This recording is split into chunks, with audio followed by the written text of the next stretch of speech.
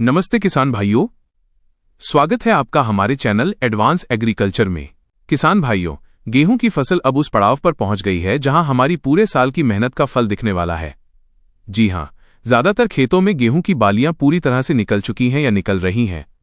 यह वो समय है जब एक छोटी सी गलती आपकी पैदावार घटा सकती है और सही देखभाल आपकी फसल को रिकॉर्ड तोड़ बना सकती है। आज के वीडियो में हम जानेंगे कि बालियां निकलने के बाद आपको किन बातों का ध्यान रखना है और कौन सा स्प्रे करना है, सिंचाई कैसे करनी है और अपनी फसल को गर्म हवाओं से कैसे बचाना है। तो वीडियो को अंत तक जरूर देखें। अध्याय 1, बालियों का विज्ञान माइनस आखिर अंदर चल क्या रहा है। भाइयों, जिसे हम बाली कहते हैं, विज्ञान की भाषा में वो इन्फ्लोरेसेंस है। इस वक्त पौधे के अंदर एक चमत्कार हो रहा है, फूल से दाना बनने की प्रक्रिया चल रही है। अगर आप बाली को दबाकर देखेंगे तो उसके अंदर सफेद दूध जैसा पदार्थ दिखेगा। इसे मिल्किंग स्टेज कहते हैं। यही वो समय है जब पौधे की पूरी ताकत उसके पत्तों से खींचकर इन दानों में समा रही होती है। अगर इस वक्त पौधे को तनाव, स्ट्रेस मिला तो दाना पिचक जाएगा, पतला रह जाएगा। एडवांस एग्रीकल्चर का मानना है कि इस समय पौधे को भोजन से ज्यादा देखभाल की जरूरत है। अध्याय 2, सिंचाई का धर्म संकट माइनस न कम न ज्यादा। सबसे बड़ा सवाल, पानी कब दें। किसान भाइयों, बालियां निकलते समय खेत में लगातार नमी होनी चाहिए, लेकिन जल भराव नहीं। अगर मिट्टी फटने लगी, दरारें आने लगी तो समझिए आप अपनी फसल का गला घोंट रहे हैं। लेकिन एक डर भी है हवाओं का। मार्च और अप्रैल की ये पछुआ हवाएं। अगर आपने भारी पानी लगा दिया और रात को हवा चल गई तो आपकी फसल बिछ जाएगी। फसल का गिरना, लॉजिंग, मतलब सीधे सीधे 30% पैदावार कम होना। इसलिए हमेशा शाम के वक्त हल्का पानी दें जब हवा की गति धीमी हो। अपनी मिट्टी की नब्ज पहचानिए। अध्याय 3, झंडा पत्ती फ्लैग लीफ माइनस फसल का असली इंजन। अक्सर हम बालियों को देखते हैं, लेकिन इस झंडा पत्ती को भूल जाते हैं। ये जो सबसे ऊपर वाली चौड़ी पत्ती है, यही वो कारखाना है जहां से दानों के लिए खाना बनता है। अगर इस पत्ती पर पीला रतुआ, येलो रस्ट लग गया या ये कीड़ों ने खा ली तो आपकी बाली कभी भी पूरी नहीं भरेगी। रासायनिक रोकथाम, केमिकल कंट्रोल। किसान भाइयों, अगर आपको झंडा पत्ती पर पीले रंग की धारियां या पाउडर जैसा दिखे तो समझ जाइए कि ये पीला रतुआ है। इसकी तुरंत रोकथाम के लिए आपको इन रासायनिक दवाओं का चुनाव करना चाहिए। प्रोपिकोनाजोल 25% EC जैसे टिल्ट 200 मिलीलीटर दवा को 200 लीटर पानी में मिलाकर प्रति एकड़ स्प्रे करें।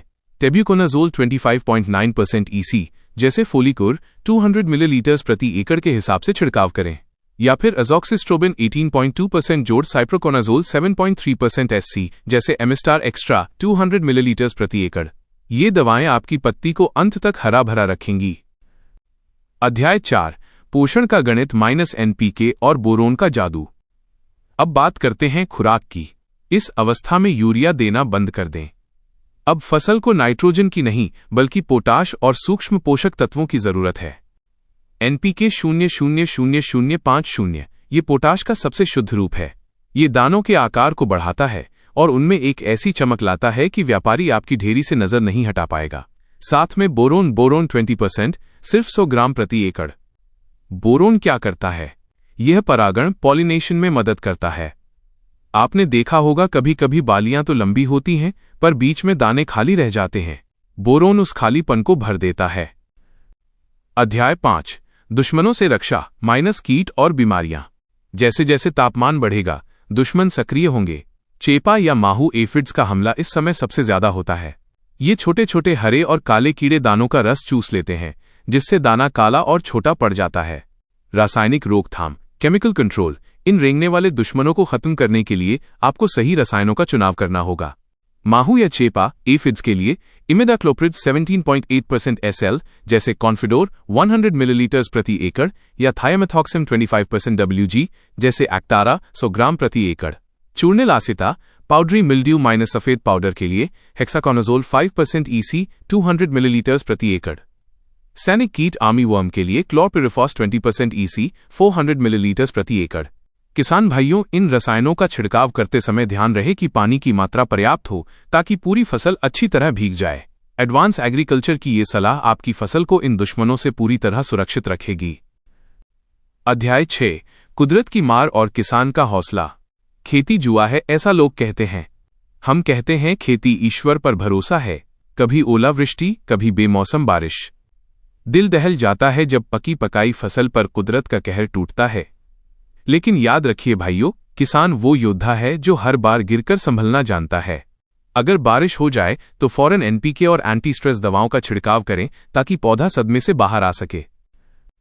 अध्याय 7, मंडी की तैयारी और कटाई का सपना। अब वो दिन दूर नहीं जब कंबाइन मशीनें आपके खेतों में गूंजेंगी, लेकिन कटाई में जल्दबाजी न करें। दानों में नमी 12 से 14% से ज्यादा न हो। दानों को दांत से दबाकर देखें, अगर कड़क की आवाज आए तो समझिए सोना तैयार है। किसान भाइयों, आपकी मेहनत रंग लाएगी। आपके बच्चों की फीस, घर की मरम्मत और वो छोटी छोटी खुशियां जो आपने इस फसल से जोड़ रखी हैं, वो सब पूरी होंगी। बस इस अंतिम चरण में अपनी फसल का साथ मत छोड़िए।